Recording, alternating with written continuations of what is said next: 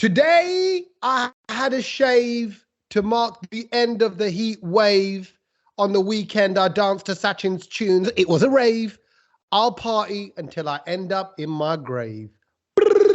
Oh my God. What? No, that is bad poetry. Because today, Right, this Thursday, yes. today, the official day of this podcast coming out, Yeah. it is International Bad Poetry Day. You There definitely hit that The 18th. target. You surpassed it. That was terrible. Yeah, no, I did Well heat done. wave, shave, grave, and Yeah, rave. but you just stuck in little tunes in there, and I thought, he's down a little cul-de-sac here now. What's No, he I'm going not. to get? I think it's very relevant. All of those things are true. Look at me. I have had a shave. Okay. Yeah, no, I thought, what were you going to rhyme with tunes? Do you see what I mean? I was feeling tunes. You said you raved to Sachin's tunes. No, I didn't. I said on the weekend I listened to Sachin's tunes. It was a rave. So it was. You did say rave. Yeah. Oh, I see. So it was a comma, same sentence. Yes. I thought it was a different sentence. That's clever structuring, Kedge. Oh, okay. You don't know about that? No, it's the iambic pentameter, which obviously you were trying to go for. Yeah, exactly. Yeah, that whatever you just said. Welcome to the podcast and Bad Poetry Day. If anyone wants to write someone a bad poem, they can do that today. You should do that. You should write someone a bad poem and just say, "I heard it on the brown load." Send me your bad poems. Your brown poems. Actually, I think that is the thing that we want. We want brown poems. Yeah. Take it as you want. We want your brown poems. Yeah. What does that mean then? Is that like a? Well, it's how you interpret it. It's open to interpretation. Look at that. That's beautiful. A bit like your chitter. Well, take it how you want it. Yeah. I don't want to take it. Return it how you don't want it. Yeah. So I interpret brown poems as slightly desified poems. Like whether you turn a poem into a bit of a desi thing, or you translate it, or you just kind of go, today I caught a machi, I've got it in my kachi. I don't know. Right. So it's like using desi words. Desi words. Right. Not or, I mean, you could simply just keep it so abstract and just describe, stretchy, fresh, creaseless, and then end the poem with brown sheets. And then, you could do it like that. Yeah. Stretchy, fresh, creaseless. Yeah. Okay, good. Is that's I ain't got a clue what you lot on about. I tell you what. Right now, we're on. in the words of Bobby, who's wise, Meshaya Donahi.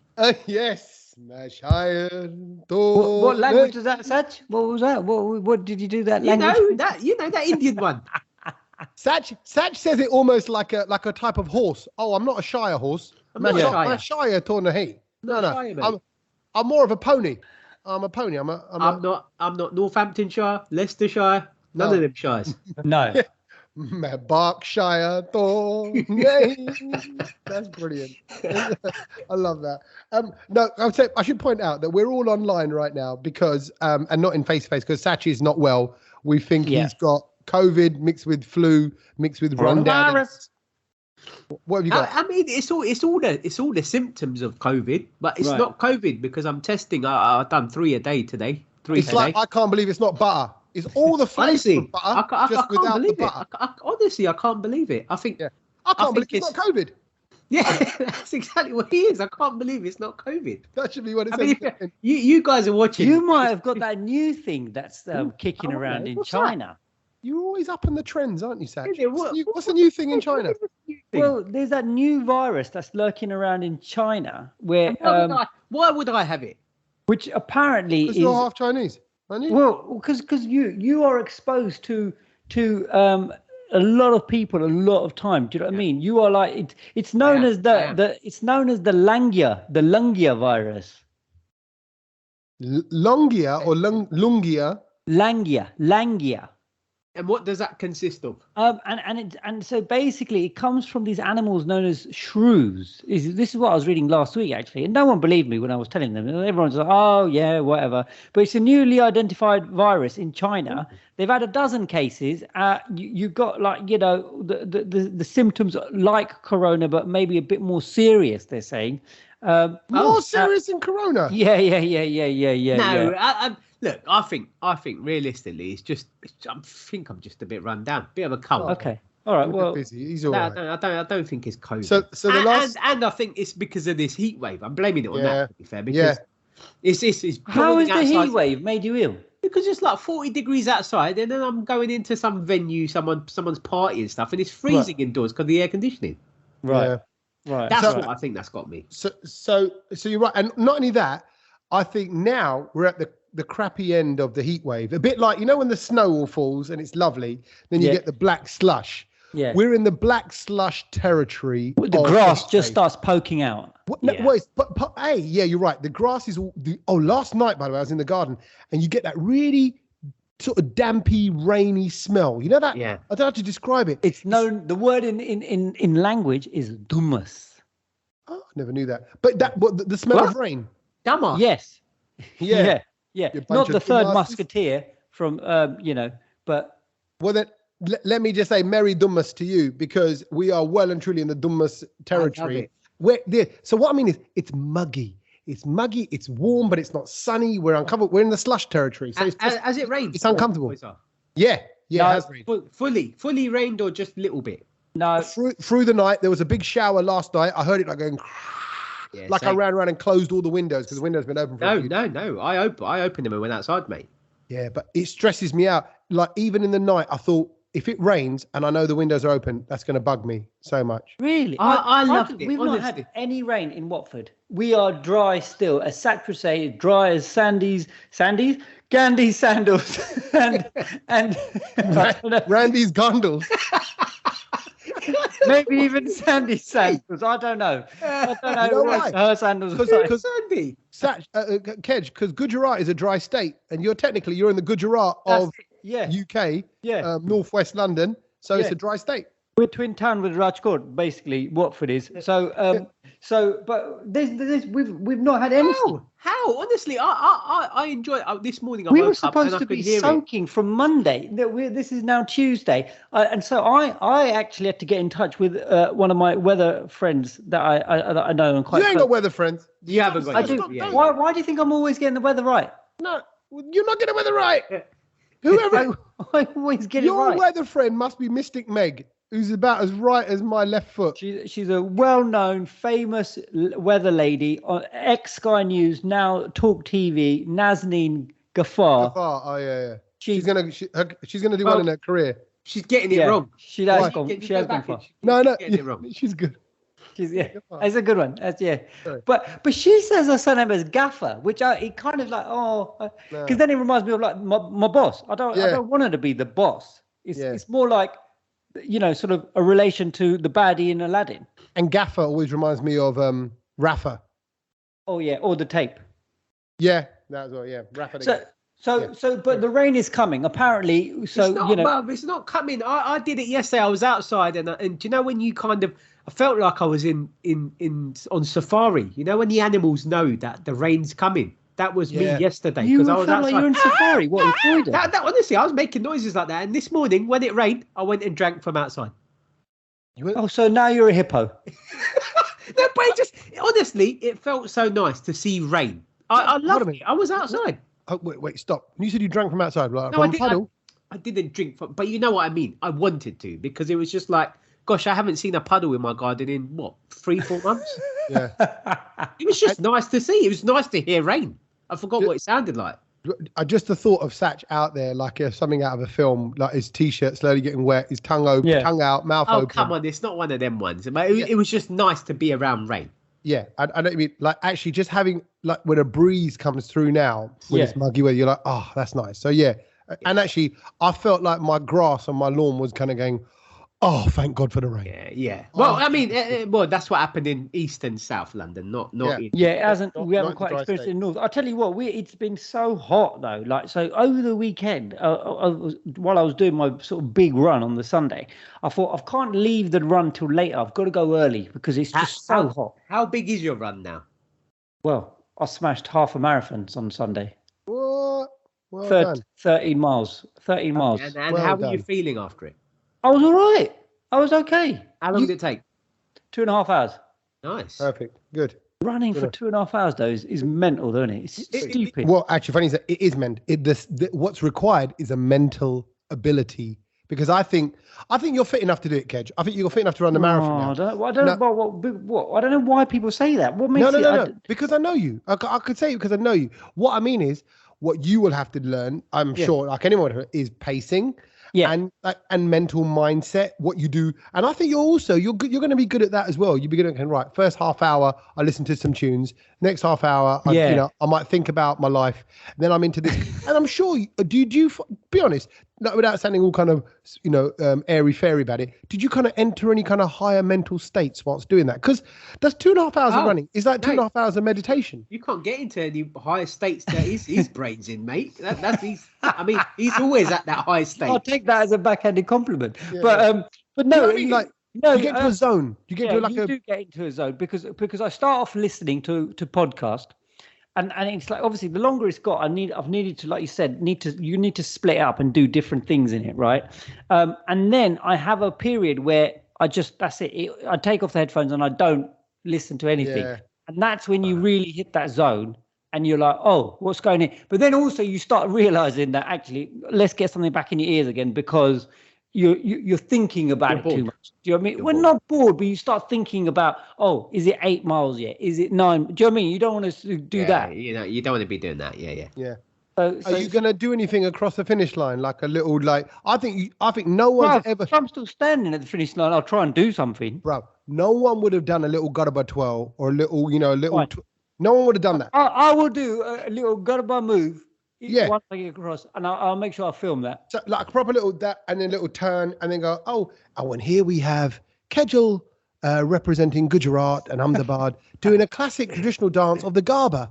The Garba here. Yeah, then he'll get put on a plane at Heathrow and sent back. No, he won't. It'll go viral. Because also your legs will be all wobbly, like you're in that higher state of and I'll be just prayer. The neck will be going. The Gujarati neck will be moving. Yeah. But anyway, I'm glad you guys are all just fantasizing. I'm sorry, but it's the London Marathon, yeah, not the marathon in Ahmedabad. So it's not the Ahmedabad. Yeah. But then you'd be the poster boy, and before you know it, this time next year, Kedge is leading Ahmedabad. Yeah, I would be. Marathon. Yeah, the pacemaker for Modi saw it. Modi saw the video of Kedge doing Ahmedabad on the finish line. Video goes viral. Kedge gets signed up. He's over in Gujarat. Yeah. He's the first man. But there's so much to talk about. You mentioning Modi, and then all of a sudden we have to mention that Sach posting the video up this week as well. It was a video that had been in the can for 7 years. No one had seen the light of day, and then Sach decides to bring it out into the open. I think Tommy missed it as well. I think Tommy missed it as well. I'm terrible. What was it on social Sach media? Posted an Instagram photo of him getting very wet, right, and a broken brolly. If you remember. I don't think he remembers. He ain't going to remember. It was 2015, and Sach is walking from work to Oxford Circus Station, and it's absolutely pelting it down. And I was walking with him, and his brolly's broken, and he's the only plonker carrying a brolly. The brolly breaks, and he's getting wet. And he's just in the video. He's getting wet. And I'm just sort of like, acting like Kedge was filming me. Basically. I was filming him, going, "You're right, Sach. You're right, Sach." And then, if you remember, I got to Euston Station, and then I already sent like the breaking news report as if I was the Indian journalist. Yep. Okay, vaguely rings a bell. If I'm honest, all those times at the breakfast show have all blurred into sort of like a hazy memory. It was asleep. We were half asleep. I got to say, we were half asleep for 8 years. I was. Yeah. I was half dead for 8 years because you're just waking up at silly o'clock. But I do remember that. I remember that you said the brolly breaking, and I remember obviously Kedge. What do we call you? Well, it was just the Mickey take out of an NDTV. We had a reporter's name for you, Kedge. Did you? Yeah, Kedge. No, I think you called me the Takalawala. No, I that in the report. Takalawala, yeah, in the report. And I was just a generic NDTV sort of reporter, trying to speak English and just give you that. Yeah, that's it. Yeah, from the Modi conference. And then we had to interject and bring you live news of Sach's brolly. And Sach actually posted it. I was a little bit worried about it because I didn't know the contents of it, but Sach posted it and I was like, oh my God, that's surfaced for the world to see now. So you did a little throwback video. I posted a little throwback of us when we had Gurdas Maan in the studio. Oh, yeah. Someone sent me it, and he was just done. And I forget what a laugh it was. That was a good laugh. And the fact that you had someone like Gurdas Maan, we had Gurdas Maan, and you can hear all you boys in the background laughing and giggling away. And we had him dancing and all that. And don't forget, people are when I'm around Gurdas Maan at concerts and stuff like that, and we're backstage or whatever, and I'm about to host it. people are so respectful around. Yeah. Whereas we're going, I'm a cannot, we're doing all that with him and just messing around. It's funny that you posted Gurdas, and off the back of this weekend was a Diljit concert. I posted a picture with Diljit when we met him on the breakfast look show. Look at all you guys reminiscing with the old school pals. And I just posted it up because I was like, I missed the concert this week, but and that got a lot of love too. They're like, oh, look at you with Diljit. I was like, mate, we're homies from back in the day. Yeah. There's a lot of love for him right now. Rahat's in town as well. We're just not mates with Kedge. We do know other celebs. Yeah, it's not just the marathon runner from Ahmedabad.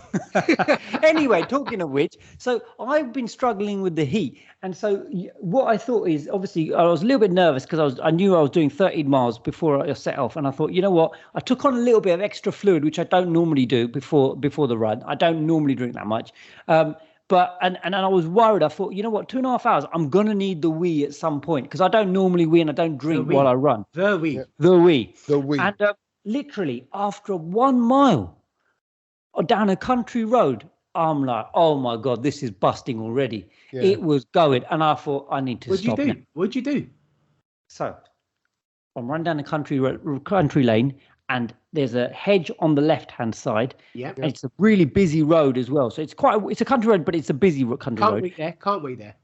I can't. Well, no. But I thought if there's a break in the hedge. Yeah, there's no turns. You need a turn. I think you need a gappy ranks. Yeah, no, it's a straight road. So, but I thought if there's a little break in the hedge, I could quickly go in there and then go the other side of the hedge.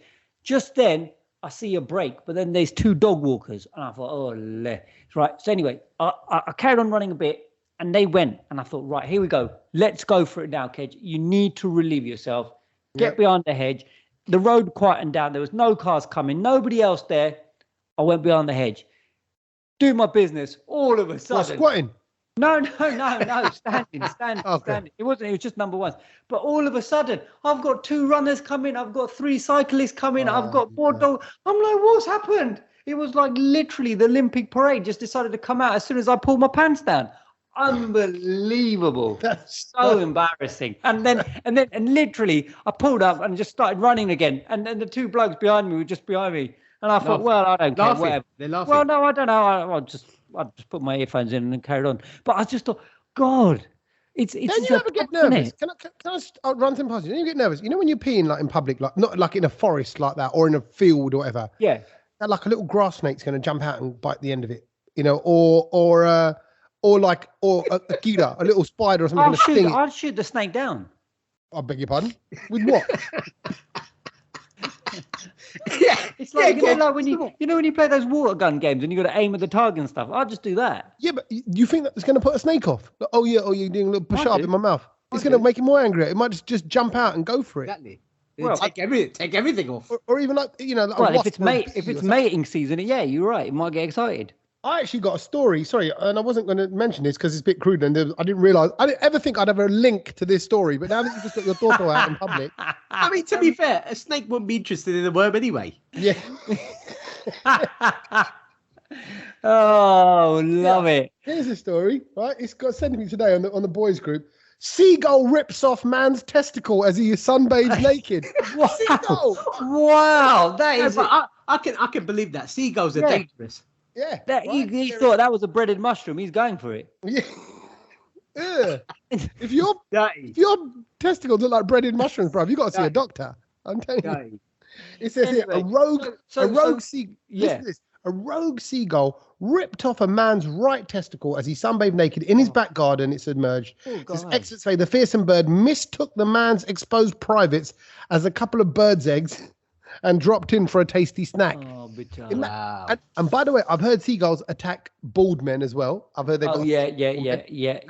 And they go for chips and food because it looks like worms or eggs or whatever. Seagulls are pricks, man. Honestly, I don't like. Yeah. My God. Well, they're massive though. I've had beef with seagulls before. I've had a situation with a seagull when I was semi-naked as well, and that was right. Okay, where's this going? Well, no, I was sunbathing on a beach in Margate, and is it Margate? I think it was in Margate. Yeah.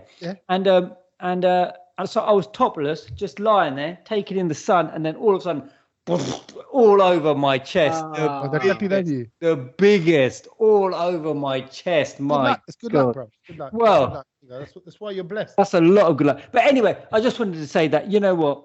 It's an issue in the heat, running with water, and what do you do? And this has now become one of my sort of worrying moments of the marathon. Obviously, I know there's going to be there's stations where you can go and have a wee, but God, it's all a bit awkward, isn't it? Maybe you should just put a bag. Can you put a little bag in there, Kedge? What, in my shorts? Yeah, just run around with it. Yeah, I'm sure runners do. Exactly. No. Of course they do. What, you while you're on the run, you just wee and run? Maybe. Yeah. I don't know. Oh, I don't know. I'm going to have to look into that. Nappy? No, it's not aerodynamic enough. I need something. Do you know what I mean? Okay. Who's that runner? That Goggins, David Goggins. Who's that? Never heard of He's from The Hobbit. No, that's Bilbo Baggins. No, Goggins, Bobbins. What's he done anyway? You know about him, Kedge. We've spoken about him loads. He's that runner. He's a Navy SEAL. Yeah. Who's lost loads of weight, and he does ultra marathons, and he runs. Yeah. I don't know his name, but I know you. Yeah. And what he ran like 3 marathons back to back. He does it all through the night. He's regarded as the hardest man in the world. I think it's David Goggins. Yeah. My point is, he used to run and just wee and poo himself while he's running because he was just that hard. There we go then. Goggins in the bud. There we go. That's what you need. I will take my inspiration from him. Yeah. Goggins. Tommy, you make sure you're at the line to give Kedge a hug when he finishes. Yeah, for sure. I'll be there. Juppy, full hug, full love, all ready. Don't you worry. Speaking of kisses and hugs, I saw you on the weekend, Tommy. It's actually quite nice to see you outside of like not working with you. And I mean, I was working, but you were a guest. No. And it's quite nice to be with you. And I saw you giving a lot of hugs and kisses to a lot of people, actually, which was... It feels like you're teeing up to criticise me for it. No, I'm not criticising. I'm just saying it was just nice to see you on the weekend. I mean, I had such a busy weekend where, I mean, you know, I think I lost count how many weddings I'd done. But I think the main So just to point out, let me just clarify for everyone. So it was my mate's wife's sister's engagement. Mate's wife's so one of my mates, his wife's sister. So it was quite nice. So you go to a wedding like that or an engagement like that, and I know about 10, 20 people, but I don't know everyone in the room. So I get to enjoy it. Sach was DJing. They actually heard Sach DJ at my wife's party here at the house and was like, he's the one we need to book. Right. And so Sach was playing the tunes. And you're right. It was quite nice and also just having my table that they sat me on was right by the DJ. Right next to the DJ. You couldn't get closer to the DJ booth. He was just there. Very happy. It was really good. This is only other perfect. But sort of like the theme of the weekend for me is it wasn't even at that party. It was obviously all the parties were really good. It's really nice, even though it's really hot. You know, people had a good time. But the thing I noticed was sort of people are just going for it when the party happens now. Like it's just full on. No one cares. COVID's out the window. Let's go for it. And I think the thing that's kind of rattled me the most, I'd say, this weekend. And I immediately reminded me of Kedge because I was like, this annoys me, but I know Kedge will love this. What's that? It's the fact that when Dhol players are there, why do they need to play to English music? Oh, Sach. Why do Dhol players need to play to... Well, no, why would you restrict them to non-English music? Because if there was, like say, for example, if there was now Bhangra music, you don't really see anyone playing the clarinet to it, do you? No. I don't see why they play the Dhol to Bhangra tunes.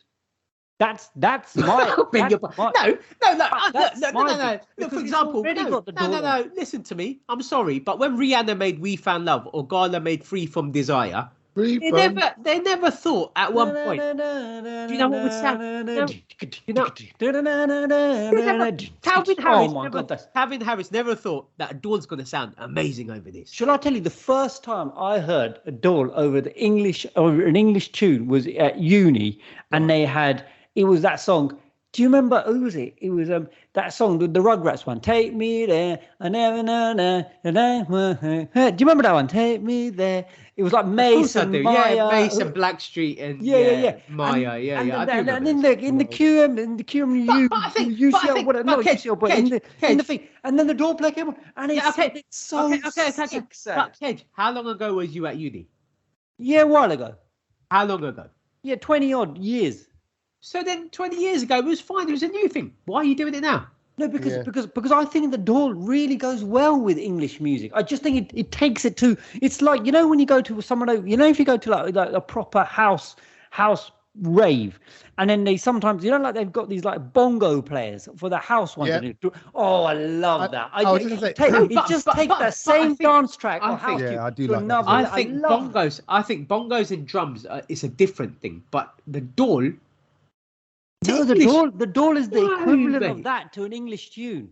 I think it ruins it personally. But you know what it is? There's something. Okay, if I can broaden this out, this might be a nonsense point as I'm working out in my head before I kind of half say it, which is there's something that brown people love about non-brown people embracing their culture. When we have a gala or a gora dancing at a wedding, we just go, "Oh my god, like they're doing bhangra!" And even I get excited about it. When they come to the garba, I love it.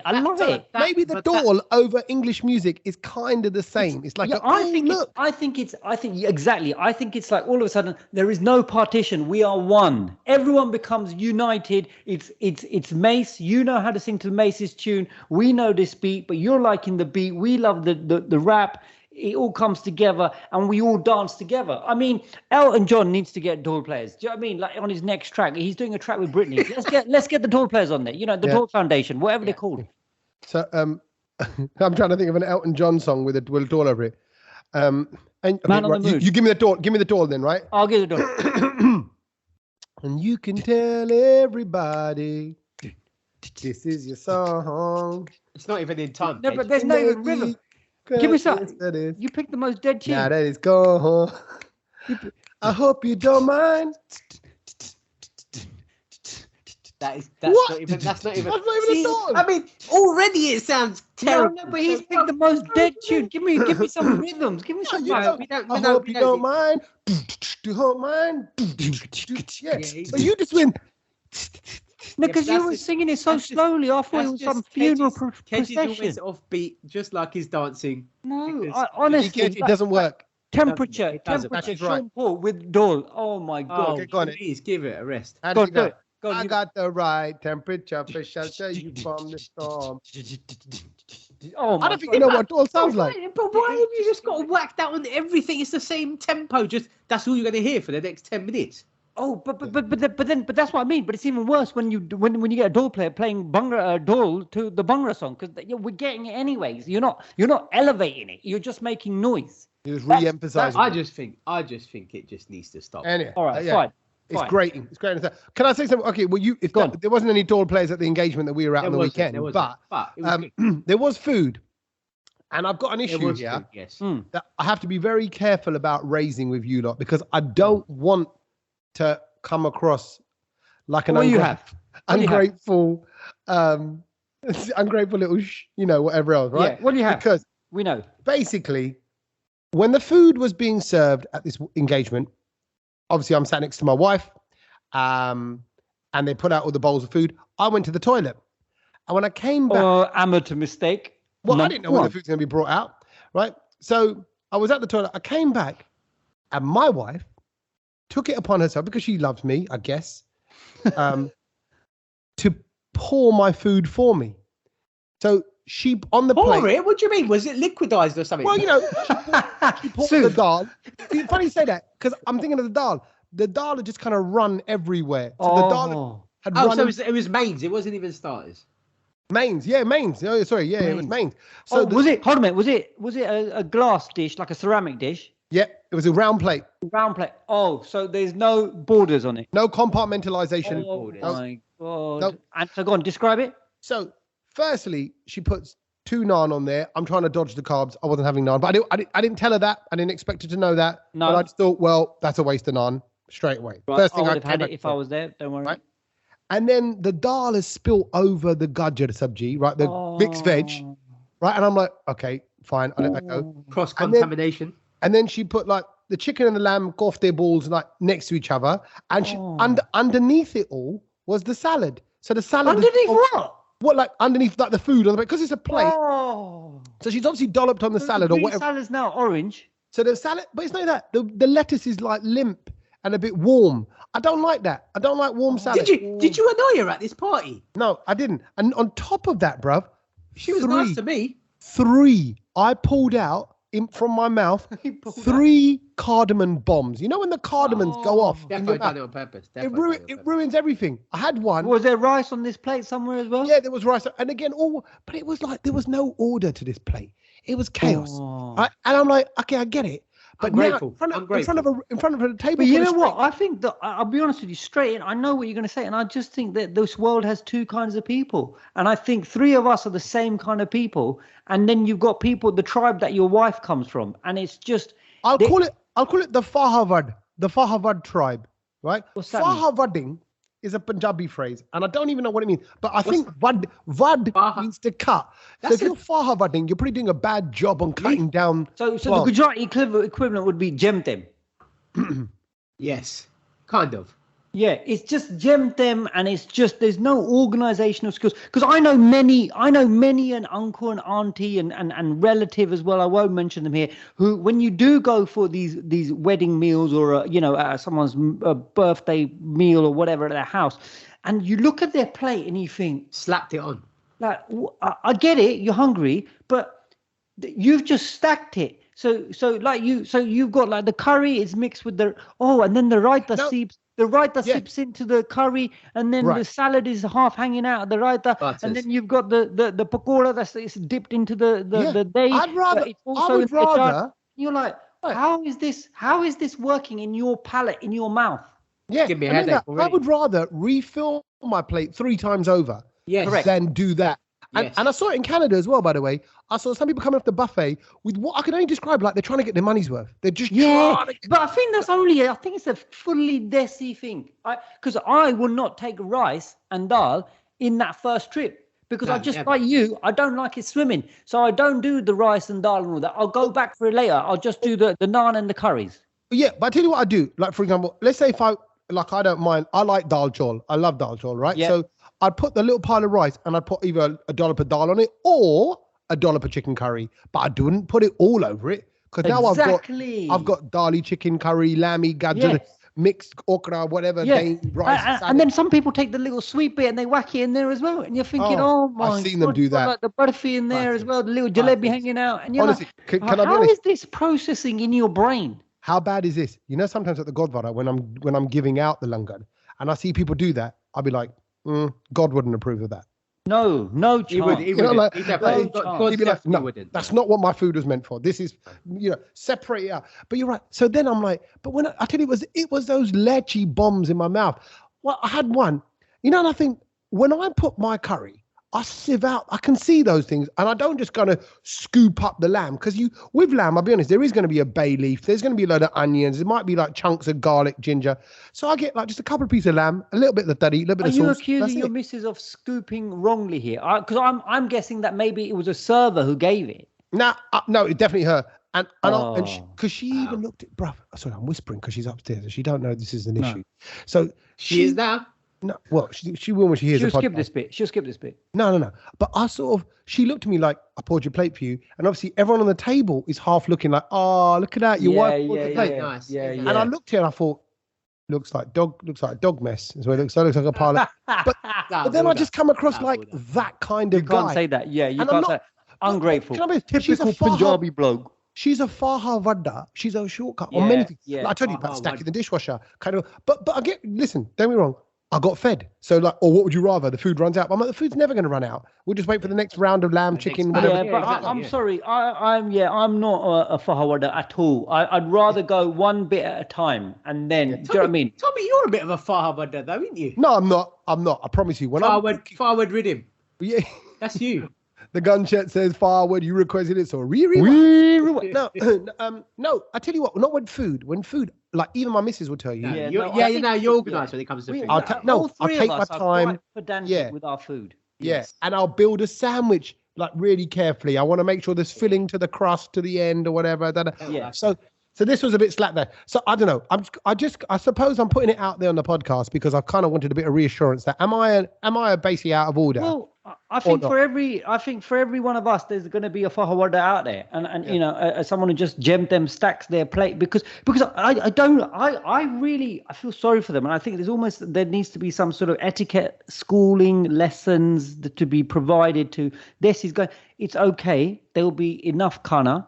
just take, control. Just take the bits that you need so that it doesn't cross-contaminate and start, creating a swimming pool on your plate. You know what I actually like doing nowadays, because I'm a fussy bugger, is putting a very little bit, like 1 spoon of each of the things.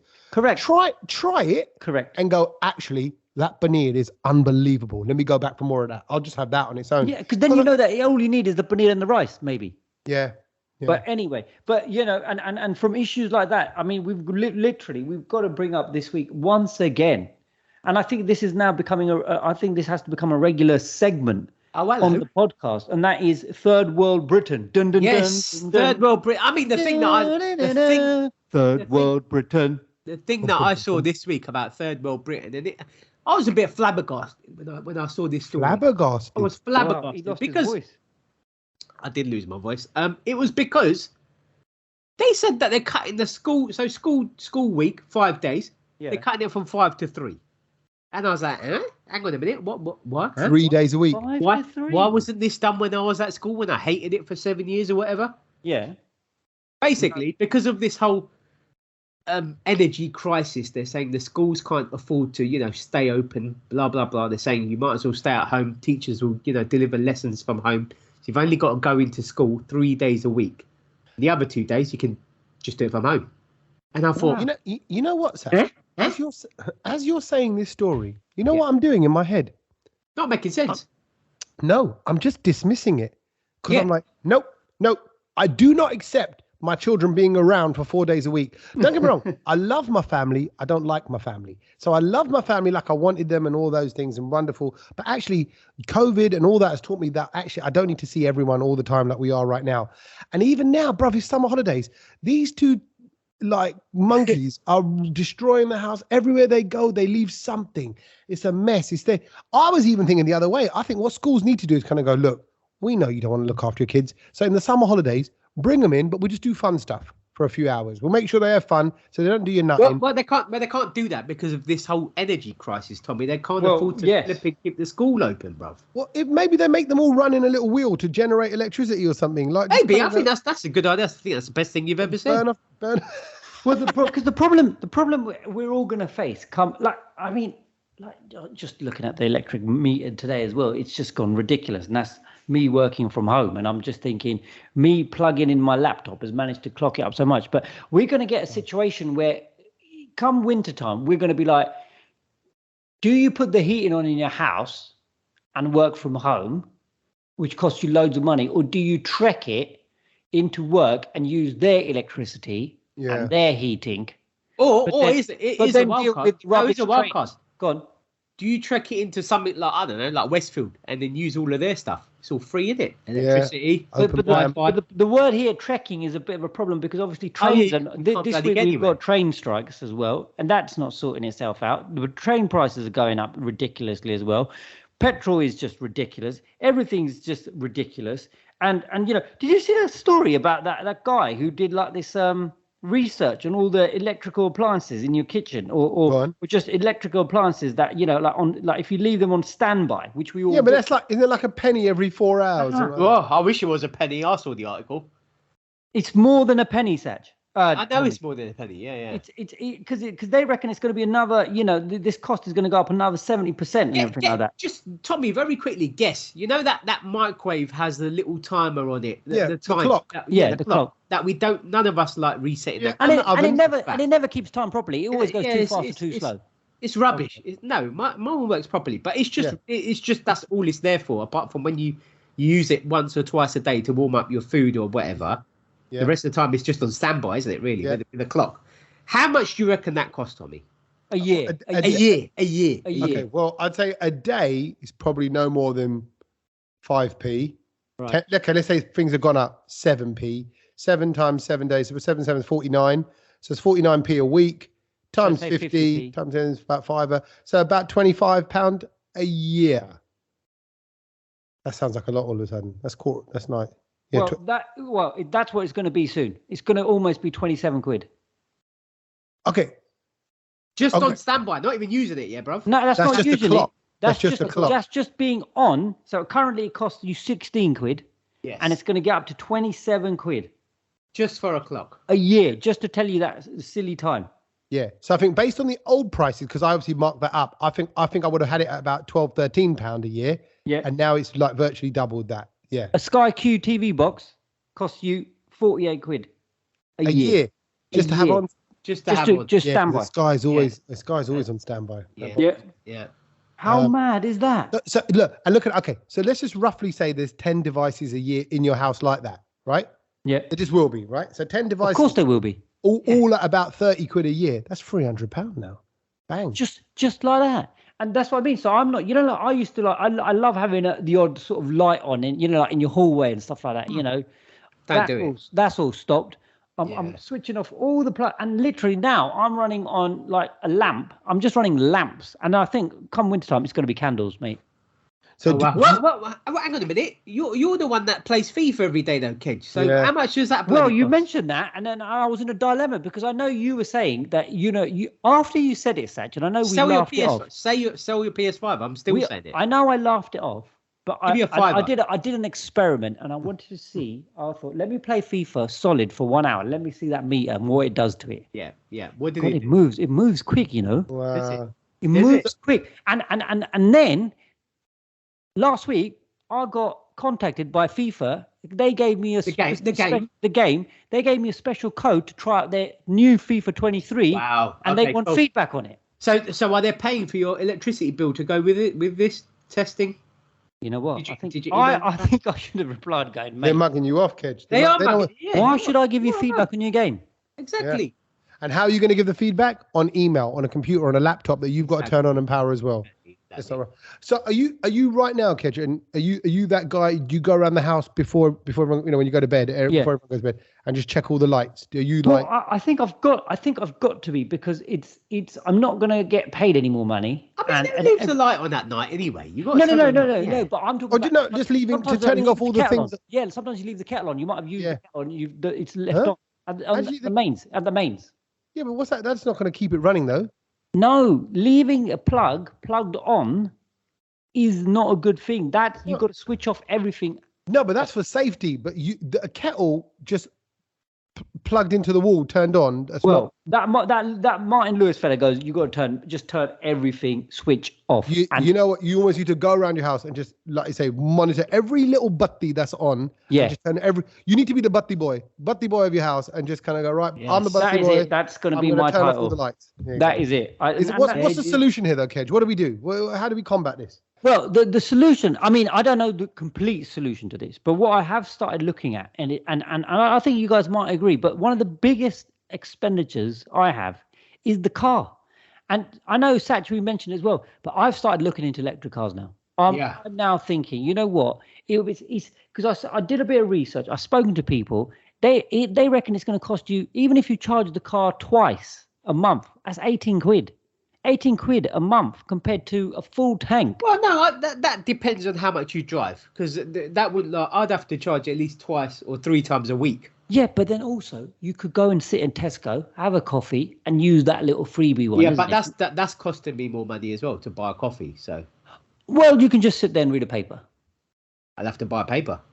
Okay, just look at your phone. Just go for a walk around Tesco. No, but still, Sach, though, despite all your because with you you DJ and travel around the whole nation, right? Yeah. So, but I still think, Sach, you would be better off in an electric car, honestly. And you know what? I had a little test drive one. They do zup. They do zup it. Do you know what I mean? What do you drive? Loads. So I've tried the VW. Yeah. ID3, and I tried a Cupra. Yeah. And I tell you what.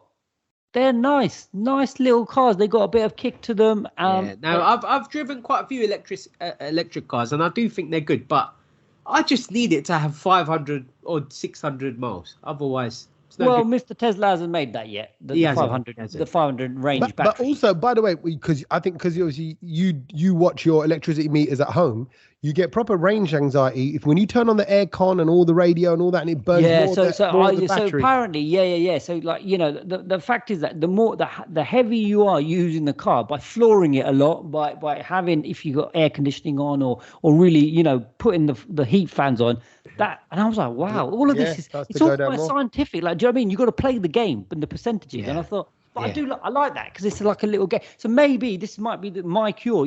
Don't play FIFA, but play the electric game. Can you get to Tommy's house on that little 10% battery charge? Yeah. And if Kedge doesn't, he's not on the podcast that week, what's happening? He's stuck on the F406. Yeah, he's somewhere in the middle. Yeah. Bring a charger, outside mate. the dry Bring a charger when you come. Yeah, exactly. I actually test drove the BMW one, the little smart one. i3. Yeah, lovely car. I like that. Right, but they've stopped making it. They've stopped making it now. No, because I think they have. Yeah, they have. Well, no, I saw a brand new one, which was it seemed like a slightly new spec. The color on it was well nice. Are there now. It's done. It's done. And that's it. That's why the guy who when I test drove it just about 2-3 weeks ago, it was during the heat wave because actually the aircon had broken in the BMW place. Yeah. But the aircon was on in the car and it was lovely. You're like, oh my god. Yeah. But those little i3s are wicked. Little, like you say, little zip around. And awesome drive. And then you sort of think, well, I think this one was coming up at like £500 a month. And you think, £500 a month for a tiny little car like that. But then you think, no petrol costs. No petrol costs and no road tax. No, yep. Yeah, but then, I don't know. Look, we're in a congestion charge. Yeah, but we're in a situation right now where we don't know how much electricity is going to cost in a few months. So, yeah, you might want to wait. It still won't be as much as petrol, but and wait. You know what? Worst case scenario, just don't drive for a bit. Get the bus, get the train, walk around. Just keep running. We can't get on the train, There's too many strikes. Everything. Buses on strike this week as well, aren't they, or something? Third world Britain, well and truly. This is why I'm running. I'm going to be running to Tommy's house soon. Do you know what I mean? Just call me Lal Singh Keji instead of Lal Singh Chanda. So what is it you've seen this week? Oh, actually, I watched. Did we talk about this on the podcast? I watched Prey. No, I need to see that. I thought you did it. That's the Predator thing. Yeah. Oh my god, it looks so good. The trailer. Bruv, can I be honest? I would never be into. I wasn't into Predator when it came out. Why did you watch it? Because I didn't know it was Predator. Oh mate, the trailer for that looks brilliant. I need to get onto that. What I will say is I was tired. It was the end of the night. I wanted to watch something partly because when we talk about it on the podcast, I realized I've stopped sort of watching TV. I'm quite busy now with lots of different types of work and also being away as well. And there's just lots to do all the time. And I'm always so tired in the evening. I'm like, I don't sit down to watch any shows. I've still got to catch up on Westworld. I've got to catch up on many things. So, but this one I was like, oh, whatever. Let me give it a go. And then I streamed it because you say the trailer looked good. It looked like it was good effects. It was brilliant. Yeah, it's brilliant. The reviews are brilliant on it. And okay, can I say what's it about? Right, okay. Well, it's about Predator. Yeah, but what I'll say is, young girl is the lead in it, right? She's badass. She is badass, amazing, wicked to watch. Was there any jumpy bits in it? Any jumpy moments? No, it's good effects. Yeah. I don't want to give I mean, it's kind of what you'd expect a Predator story to be. It's not like, it turns out the Predator's got feelings and he starts writing poems at the end. It's what you think. It's Predator comes down, but then like the effects of it are great. The way they do little fight scenes and the sounds and all, and it's just, and the story of it. Like I said, that little girl actress is amazing. The setup, the scenery, and some of the shots looks brilliant. It's good to watch. It's entertaining.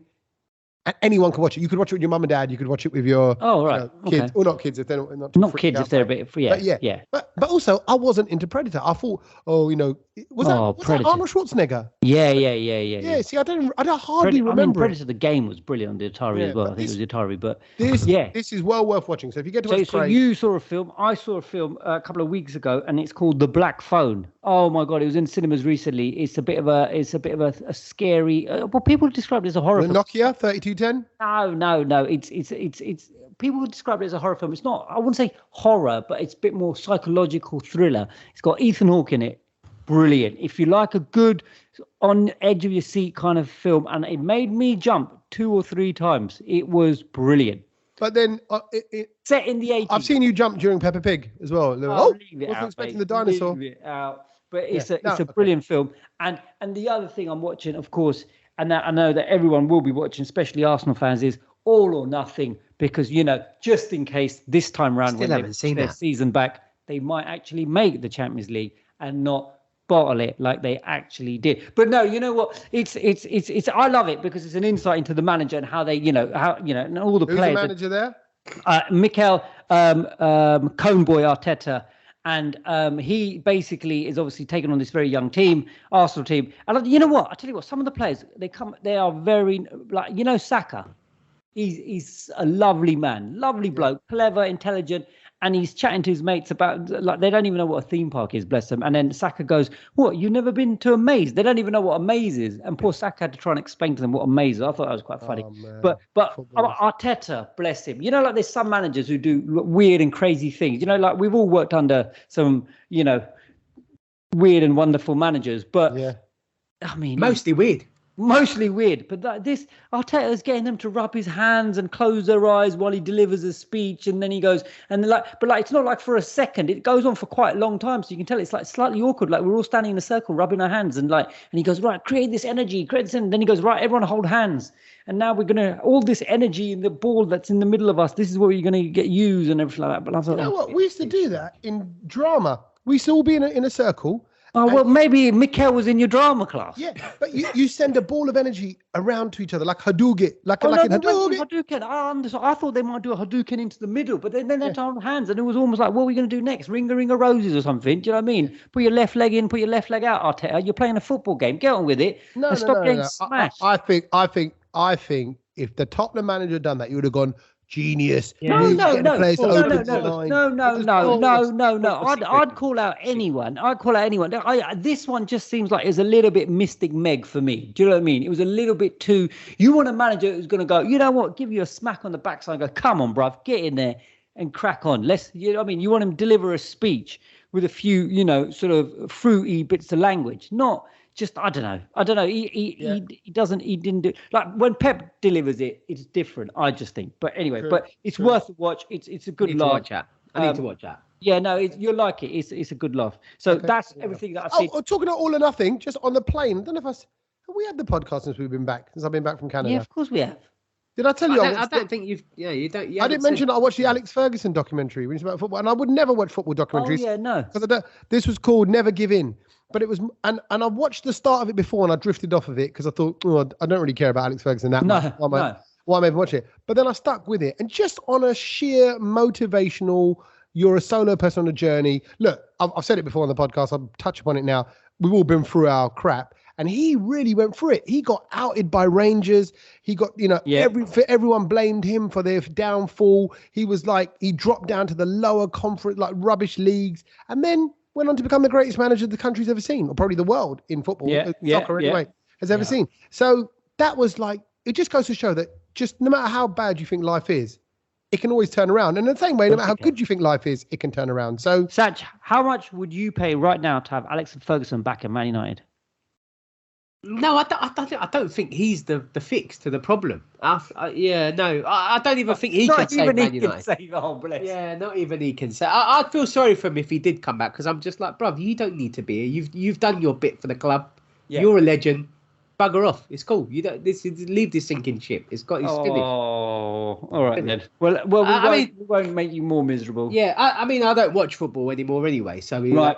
So are you watching the All-Star Premier League netball? No, I'm not. I'll tell you one thing that I did watch, and I thought I'd watch this because I thought maybe you boys would have watched it, because ahead of the podcast this week, I thought maybe they've seen it, and I thought, let me slap it on.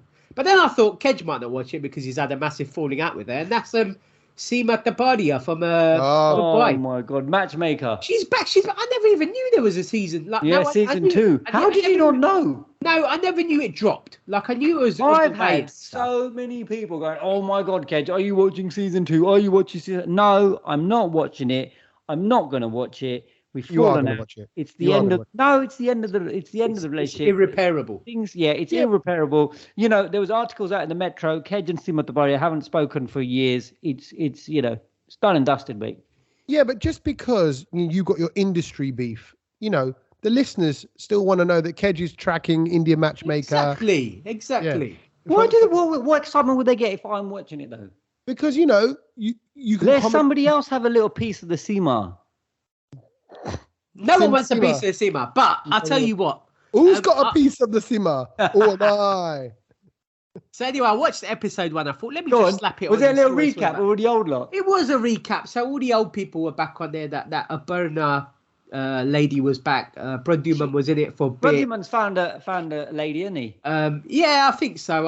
No, I don't think he has actually. He has. Oh, is it? Okay. Yes. And then that Nadia girl was back on it. It was mostly about her, to be fair. Nadia Jagessa or something. Her name was. That I don't watch. Nice and tall. Who then kept getting let down by her. Yeah, and then at the end of the last one, she met this fella called, what was his name? Oh, come on, say Boopsy. Sheka. Oh, Sheka, yeah. We like a Sheka. And at the end of episode 1, she got off with some next fella. And I was like, eh? What? Hold a minute. Sheka's a girl or a boy? Sheka's a boy. But you said she got off with the next boy. She found another boy in this episode that they went out with. Nadia. Yeah. Oh, no. So Nadia met Sheka and then she met some next man. Man. Well, they were at this party and they were all at this party because they threw a party because Seema was in New York or something. Yeah. The thing this is what you didn't do, Ken. So instead of them throwing a party in London, which you flopped on, Nadia in New York done it. You can imagine. Seema probably sat there with the Netflix executives. They went, Seema, where do you want to throw your party for this episode 1 of the new season? Oh, London, I've got a good friend, Kedge, there. He'll help me. Kedge? Oh, he's not answering. We'll have to go to New York. That's how it came about. Anyway, I think, I tell you what, straight away, episode 1, I was very bored, you know. Oh, I think it's done and dusted. I think it's only honestly, a 1-season wonder, that one. I think it is. I don't even want to watch episode 2. I'm like, I don't care. It's turned a bit, like at the end of episode 1, it was a bit like Love Island-y. Do you know what I mean? I think what happens. You know what happens with these kind of things, and we know about this because we've been in the media game. But when the first season was from the deal, and they didn't know. When you're not aware of the success, and when you're not aware of how brilliant it is, it's always brilliant. But then once you become aware, and then you try to because then you're manufacturing those moments and those bits. Yeah. And it always then goes to pot and it goes rubbish, and we know that. It's like West Ham. It's like West Ham. You're expecting them to be brilliant every time, and then you expect it, and then they end up losing to Nottingham Forest. Yeah, I get it. Don't expect. Just don't expect. Let it happen naturally. Don't force the bud. Don't force the bud. Just let it flow. And I mentioned it at the top of the show. Everyone was been talking about the Diljit concert. I didn't see it, and I was actually quite gutted. I had a bit of FOMO, to be fair. Right. Because I was just like, well, I didn't go, and everyone that I knew was there. I saw a lot of it on Instagram, on people's stories and stuff like that. It just looked good. I'm glad that he's like kind a big show. He more or less sold out the O2, which is a big look for huge. For someone in he's one of the few people that can. No, you're right, and it did look good. Actually, talking about concerts and that, I think Rahat's in town soon. This weekend is Birmingham Mela. Tucker, your mate, Kedge. Oh yeah. She's around as well. My mate, yeah. I love how you put it on me as well. Well, yeah, she did say happy birthday to me. I do remember that. Her and Rahat are on at the same time on the same day. One's at Wembley, one's at the O2. That's a bit weird. Why don't they just collab? That's just weird, isn't it? How does that make sense? Yeah. That's just people that haven't coordinated schedules. I'll tell you why, because there's a backlog of concerts. They told these people, like, okay, we're going to take you on tour. There's a commitment, there's contracts drawn, and now they've got to do it. But it's just they're all piling into London and the UK at the same time. Salman, Shah Rukh, and Amir are coming for the 3 Khan show. That's supposed to be in September this year. Oh God, why? I mean, call that'd it be a good day. show. Call it a good day. No, that'd be a good show. What are they going to show, Tommy? What are they going to do? They could dance around to the numbers. I'm imagining if I was curating it. I don't think. I'd recreate their famous scenes. I honestly, I don't. Since lockdown, I don't think the public want to see. It's like going to a zoo and just seeing monkeys through a cage. No, it's not. I mean, Salman, I don't Shah think Rukh, the public and Amir, want this the anymore. 3 Khans. Then they're beyond that, bruv. That's like having De Niro, Sean Connery, and I don't know. Yeah, but what can they do? Yeah, what can they do is my question. Yeah, they can sit there, do a bud into the mic. People are still trying to see it. That's a very fair point. That is a very fair point. It's them 3. It's the Khans. I think it's legendary. I think it's gonna be amazing. Like it would just be something that people will want to see. I don't know. I don't think. I don't think because the tickets will be like 70 quid or something. I don't think people are going to pay 70 quid for them to just prance around on the stage. I just don't. I think we've moved into another era. I just don't. I think the promoters have to give something more. But anyway, that's another podcast. Malaika Aurora Khan. I'm there straight away. Yeah, exactly. Front row. So Yeah. Right. Okay, things we've learned. Ooh, can I go first? Can I go first? Go on. The thing I learned this week is all about Uranus. Yeah. Oh. The planet. It's getting bigger apparently. Yeah, no, it's not getting bigger, but There's a black hole in Uranus. No, it wasn't that. It was actually called something else before Uranus. Go on. Oh, that's the interesting one. What would you name a planet? Well, it could be anything. Yototo. It was called Yototo before. And they It was changed just so it. random. Had an operation. The planet was called George. Oh, there you go. Look out the window. I see George. Was it George? No way. It was called George. No, it wasn't. Uranus, Mercury, Venus, Earth, Mars, Jupiter, Saturn, George, Neptune, Pluto. That doesn't even flow, does it? It was called George. That's the thing I've learnt this week. Uranus was called George. Wow. Brilliant. After the King George, it was in 1781. That's when it's called Georgium Sidus, and for short they called it George. Then they changed it to Uranus 70 years later. Uranus, I believe, is the proper pronunciation. Okay. Uranus. Yeah. There we go. The thing I learned this week is that somebody did a chicken nugget study, right? A proper oh my God. chicken nugget study. For me. Chicken nuggets for me. Chicken nuggets, me. They compared Tesco, Morrison's, Sainsbury's, Asda, Aldi, and Lidl. And they looked at the size of the nugget, the coating of the nugget, the rubberiness or chewiness or tenderness or juiciness of the chicken inside, the ratio of breadcrumbs to the chicken as well. Oh my God, just deep research. The whole thing. Yeah. Deep analysis. Lidl, number one in the chicken nugget charts. Wow. Chicken nuggets are the one. Why? Oh, just for all those factors. They said, fine. herbiness, not too bland and all that. Yeah. And then weirdly, through reading that article, I just got into this is a sort of a part two to the thing I learned. So number one thing I learned, Lidl do the best frozen chicken nuggets. Yeah. But Kedge, you would have noticed this. But Sach, have you noticed that the McDonald's chicken nuggets are different shapes? They are.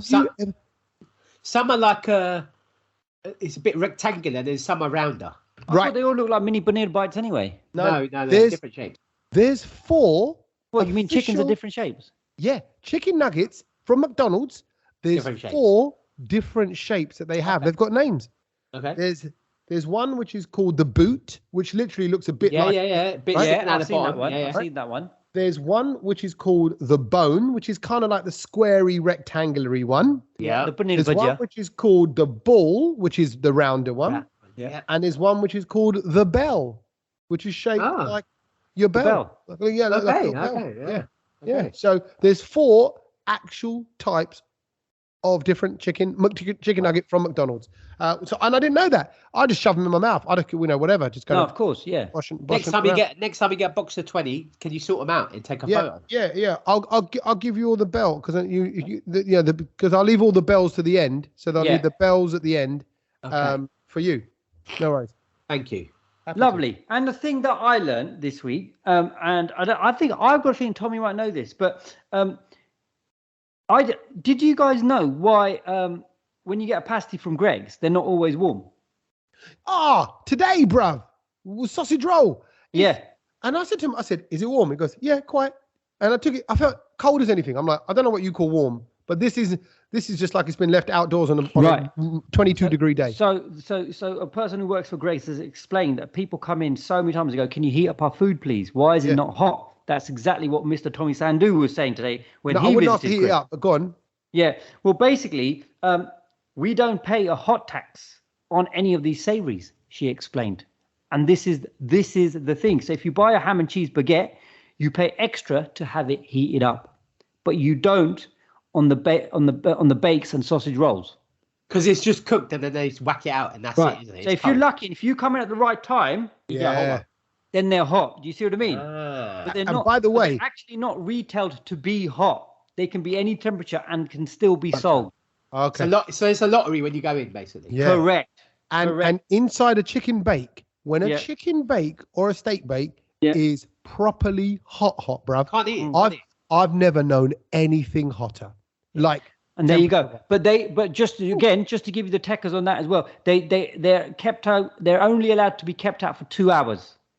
So they've not been sitting there all day or for half a day or anything. So that's a good thing as well. So closed bakes are kept for 4 hours, open bakes are kept for 2 hours. So it's all quite fresh. Yeah. So actually, the thing I learned there is that there is something called a hot tax, which I didn't know. Which, by the way, Kedge, you should start charging. Hello. Yeah, obviously, as I walk down the street. Wing in the bush. Yeah, hot tax. Yeah. Even the snakes were like, "Oh man, keep away." Steam coming out of that bush. Yeah, that was your own bush. So I didn't know there was a hot tax, and I didn't know that actually you can't ask for things to be reheated in Greggs. I did sometimes think about it. I think stick it back in the oven for a bit. No, but they can't do it. Don't like that. Costs money, isn't it? Costs money. Everything costs money. It's third world Britain. Dun-dun-dun-dun-dun-dun. Good bit of learning. Nice one, boys. As always. Lovely. Good to see you. And are we in the flesh next week? Hopefully, if COVID's gone. We'll try. Or whatever it is. Lungia. Lungia. Lungi dance. You can do that next week, all the way around here. Until then, have a great one. Catch you later. Boys. Laters.